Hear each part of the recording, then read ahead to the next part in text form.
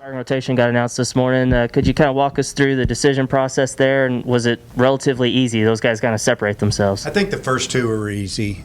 I feel like that Connor has pitched well since day one in the fall. I think he definitely deserved to pitch this weekend, obviously start this weekend, and he's got more experience, and we're going to let him go game one. A lot of times you never know how that's going to go with a little nervousness going on there. And then Hagen Smith, he's thrown outstanding, especially since we got back after the holidays. He deserves to start. And then, the third one with Wiggins and maybe a couple others, you could probably go either way. But Jackson's got some experience. Been a little bit up and down. So we decided to go with Jackson, and like all of them, if it doesn't go well, we'll just go to the next guy. We got some depth, and we've got to figure some things out early anyway. What's your opening day lineup going to be, as far as you can tell? Probably, unless something happens today at workout or somebody gets hurt, we'll behind the dish we'll have Michael Turner, Stovall will play first, Moore at second, Battles at short, Wallace at third, Slavens in right, Gregory in center, and Borfin in left. DH probably be Chris Lanzilli. That'll probably be what we go with, start out. What's Gregory Sonia in center? Well, he's still learning that position. Is he a true center fielder? We'll find out. Defensively on paper, Webb is more of experience there, but we're going to give Zach the start. He gets better every day. We just want to catch what he's supposed to catch and go from there. Starting out, will you have a closer, or are you going to do it by committee starting the season? We've got a few guys in mind, but it's definitely going to be by committee. You can, if you just look at, a lot of people feel like you have to have a power arm at the back, and we've got some guys that can bring it. Gabe Starks is a guy that his stuff is really good. He just, doesn't have very much experience. He's been up to 97, 98. He's going to pitch 94, 95. He's got a great cutter and a slider. Guys don't know what it is. Heston Toll's kind of a longer guy, doesn't throw super hard, but he's got a good breaker. We have Nick Griffin now that's coming on. I think we're going to give him some opportunity. He may end up being a starter for us before the season's over with the left-hander. I could go through more, but it's just, I guess to answer your question, it'll just be by feel during the game and what we're seeing and probably what we think the best matchup is. Yeah, and I was going to ask you about who was in the running with Wiggins, like who could be your longer, more extended guys who, when you get into the midweeks, get starts. Yeah, I think Mark Adamiak has been throwing extremely well, but the second pitch of our scrimmage on Saturday, Peyton Stovall hit one 100 miles an hour off his shin. So that was it for him, and had it looked at, it's not broken. You could see him as early as tomorrow out of the pen for long relief. We could piggyback him with one of the other guys on the weekend, but he was battling to possibly get a start too, and he's pretty much been sitting 95, 96 with a good breaker and a good changeup, and he's gotten a lot better. He just needs a little more experience. He went out and pitched in the Cape Cod League. I think he gained experience there, and he gained a lot of confidence, and he's just continued to get better. And anybody else? Where do you see Zeb and Cole Ramage? So both of them seem to be pitching really well right now. I think Ramage is the one that jumps out at me when you mention those two. I think we're seeing, if it doesn't change from what I've seen, it's the best he's ever been since he's been here. His velocity's up. The breaking stuff is good, throwing a lot of strikes. You can't just sit around and wait for him to throw a cutter or a slider because he'll get you with the heater at about 91, 92 now. I think it's just maturity, age. He's healthy. Zeb threw really well in our last scrimmage. He's sitting 94, 96. He's a guy that I think he's better if you just go an inning or two with him and just say get after it. Don't pace yourself. And, we just need him to finish innings, get 2 quick outs and then, throw some balls. We got to get rid of that stuff, because if we can get him out there for 1 inning, we can use him twice on the weekend. If he goes out there and throws too many pitches, obviously, then we kind of burn him for the week. It's what Coach has been talking, with our pitching staff about the last couple of weekends. They would have great half inning or three outs, and then the fourth out didn't happen, and just took forever in that second inning. And so we have to go off of what they're showing us. And but it also, if it was real series, it's going to burn some people for the weekend that we'd like to be able to use again. What do you feel like is the biggest kind of unanswered question that you have going into this weekend that maybe actually playing a real opponent might kind of help iron out? The biggest is, the bullpen a little bit, and maybe, if you go off of what we've seen since September, a couple of guys stood out starting is maybe that third spot. And if you think back, though, a year ago from now, we didn't really know who was going to pitch, ended up being okay. You don't want to live on the edge like that. I mean, you look at Illinois State, they got two of their starters back, and their closers now their number 3 starter, so they know where they're at. We have a lot of good options, but it's definitely a little bit of the starting pitching, but also maybe how to handle the game towards the end, and I think that'll evolve a little bit. It has to. Do you have kind of pitch counts in mind for your starters this weekend, and is it different for a veteran like Connor versus a true freshman like Hagan?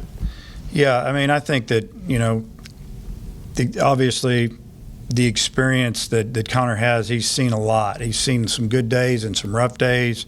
He's weathered the storms. He's gotten himself in great shape, and obviously I felt like he should go game 1, whether he stays on Friday all year or we move him around a little bit.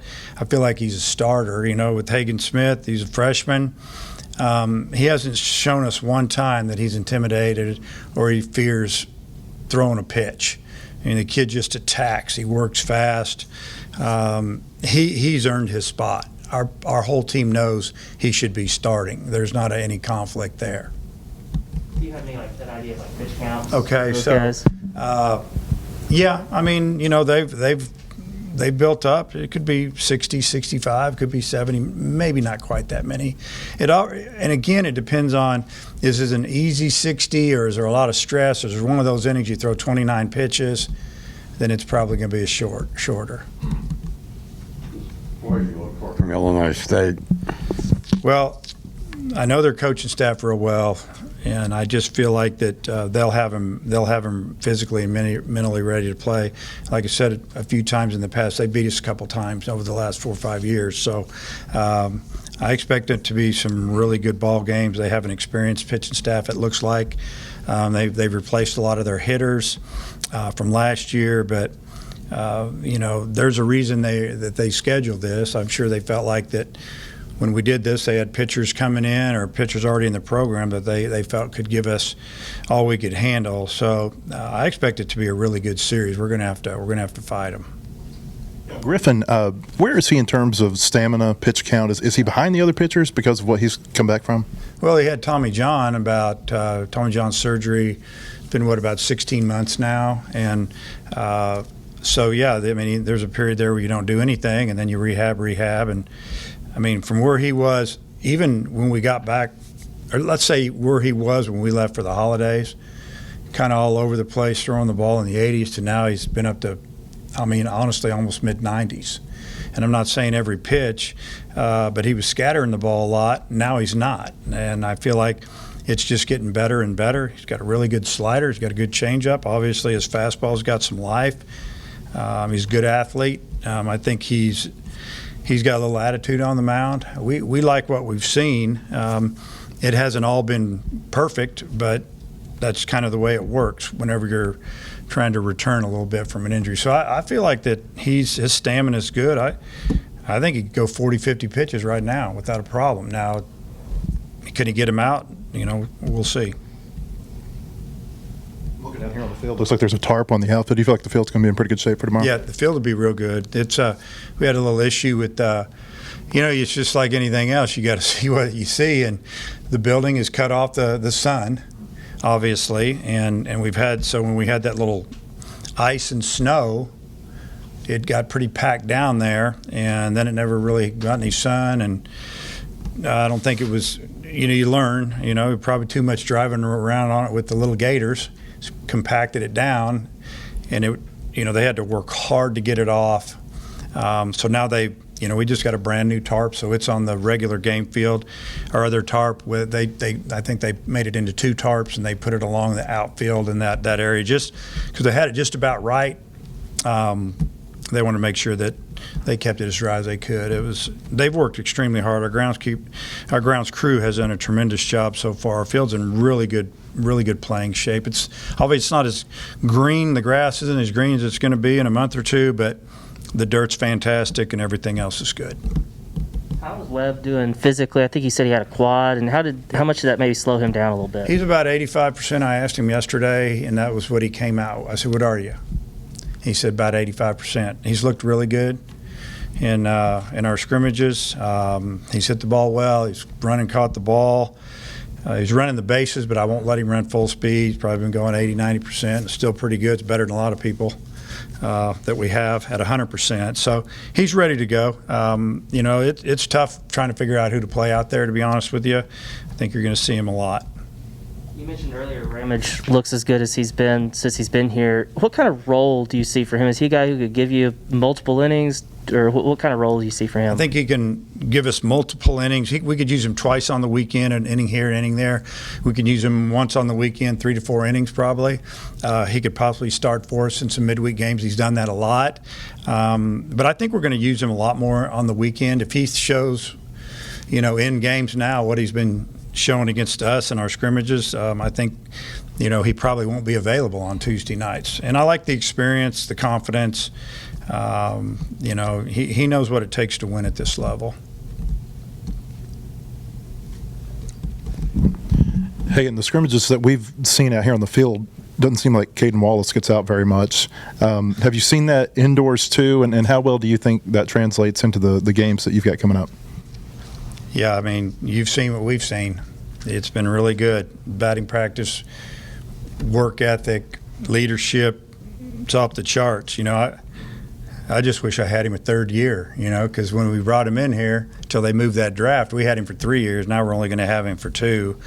But I think he'll have a special year if he stays healthy. And, we've got good pitching, and our pitchers have a hard time getting him out, that's for sure. Does MLB announce their draft date for this year, or is that just based on your conversation? Yeah, it's still out there, but it could change with all that's going on. But as of right now, I think it's like mid to late July. It used to be in June.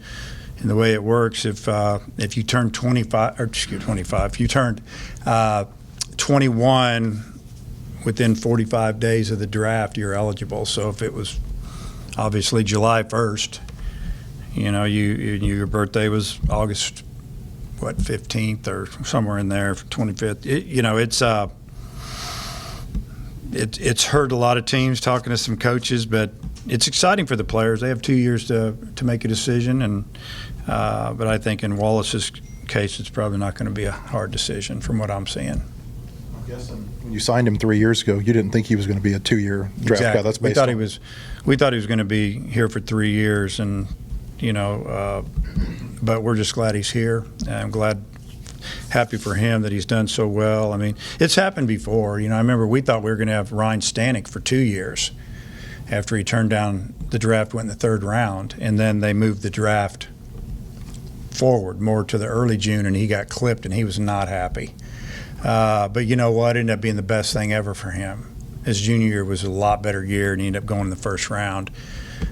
So, you never know how it's going to work. But, yeah, we're just at their mercy, and I don't really want to talk about it too much anymore. You mentioned Turner starting at catcher for you. Yeah. How much do you expect to see Leach this year? I mean, could you see more of a two-system guy at catcher this year than we have in the past? Leach will catch at least one game, start at least one game, may split another. I see a lot better player than last year. And I talk about Dylan all the time, that when he was here last year, realistically, that was his senior year. And he played behind a great catcher. He came in to learn. But he's gotten he's made a real physical move this year. The bat's better from both sides. I feel like he's catching the ball better. I think our pitchers have more confidence in him than they had last year to throw to him. He's going to catch a lot for us, I would see. Yeah. We saw Lanzilli's home run off Connor. I mean, those outfield decisions have to be really, really tough for you. What have you seen from him specifically to lead to DH? Yeah, I just feel like that. Obviously, our lineup's pretty left-handed. You know, we have a switch hitter in there, which is nice, but our left-handers can hit lefties. I mean, I have with any of them. I mean, that doesn't matter to me. I'm not planning on platooning because they're left-handed, but it just is. It's nice to have a little bit of a mix in there, and you know, Webb's right there. I mean, he could start it. I could have started him without any issues. Yeah, it's difficult to maybe select one here, one there. I think it'll all work itself out, and I'll move them around a little bit. And I feel like, for the most part, probably one of the extra two outfielders that really should get in the game, because there's 5 of them that could play, I think, and then they'll probably DH a little bit, and you know, if we needed to, we could take Slavens back over to first. We didn't work him out over there at all in the fall, and he was kind of banged up, couldn't throw, and he's still just getting healthy, so he could go back to first if we needed him to. But Stovall's played great over there. Yeah, you know, and I don't see him moving around too much. You could see Stovall get a little action at second base when I move Robert around or give him a day off, and Stovall's pretty good over there as well. So it'll work itself out. You mentioned Illinois State's got the veteran Friday and Saturday guys. What do you see out of those two? A lot of strikes. You know, you got a right-hander going game 1. It's not like he's got overpowering stuff.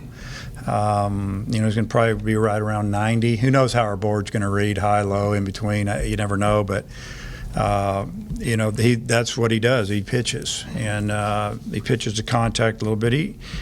You know, he didn't have a strikeout per inning, but he had a lot of strikeouts as well. And then the lefty that's going to go on Saturday is he's not a power lefty. He can pitch. He's going to give up some hits. He gave up more hits in innings last year, but his numbers were about the same as the Friday guy. So just veterans, you know, probably aren't going to beat themselves too much. I feel like we're going to have to hit our way on. They're not going to walk us and hit us, and you know, we need to grind out some at bats and try to get some pitch counts up and get into that bullpen.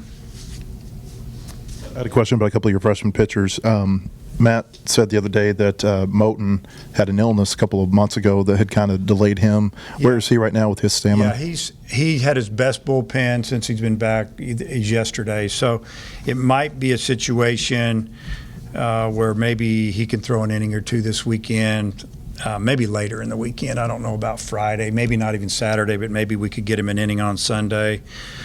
Try to get him out there because he had such a good fall. And, you know, we haven't even really used him at all this early spring, but he's fine physically as far as arms and that type of stuff. He's got to get his stamina up, and we just didn't want to rush him. You know, we just feel like we don't have to rush anybody right now. We want to use guys, but we don't want to.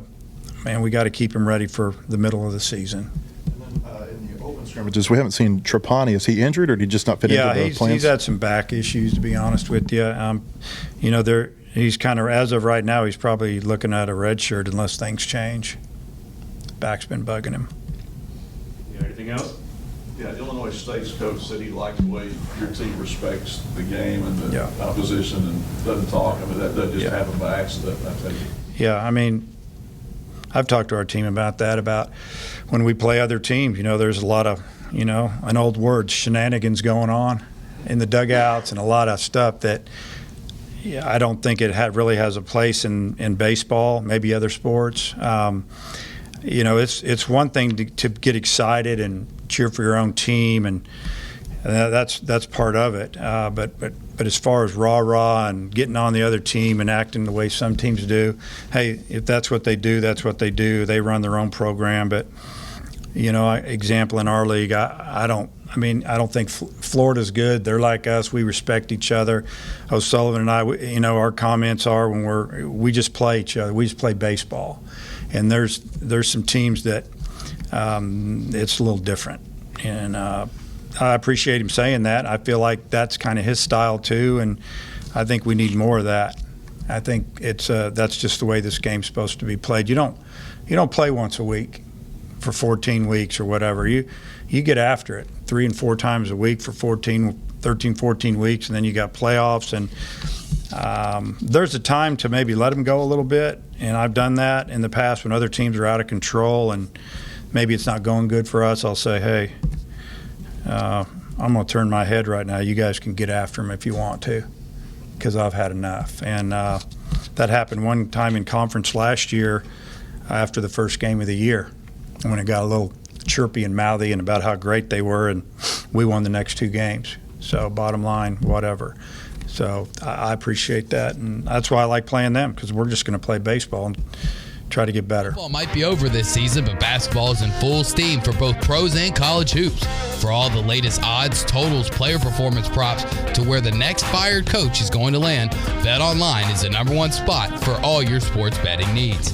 Head over to the website or use your mobile device to sign up today and receive your 50% welcome bonus on your first deposit.